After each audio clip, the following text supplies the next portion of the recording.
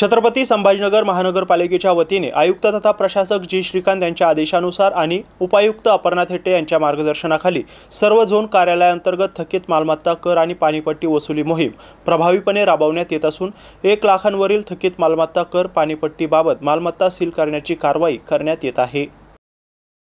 या अनुषंगाने आज झोन कार्यालय 1 अंतर्गत सहाय्यक आयुक्त संजय सुरडकर यांच्या मार्गदर्शनाखाली औरंगपुरा येथील इंद्रप्रस्थ कॉम्प्लेक्स सत्यनारायण चांडक यांच्याकडील 3,31,523, सन टॉप हॉटेल यांचे 3,01,377 आणि सुपारी हनुमान रोड येथील शांताबाई पटेल यांच्याकडील थकीत मालमत्ता कर 1,40,681 पोटी व्यावसायिक मालमत्ता सील करण्यात आल्या। ही कारवाई सहाय्यक आयुक्त संजय सुरडकर यांच्या मार्गदर्शनाखाली कर अधीक्षक अविनाश मद्दी, पथक प्रमुख रवींद्र आदमाने, वसुली कर्मचारी अनवर अन्सारी, विवेक जाधव, स्पेशल इंजिनियर पथकातील प्रजित चौहान, नेत्रा जाधव, सुजाता सोनवणे, आमिर खान आदी कर्मचाऱ्यांनी पार पाडली।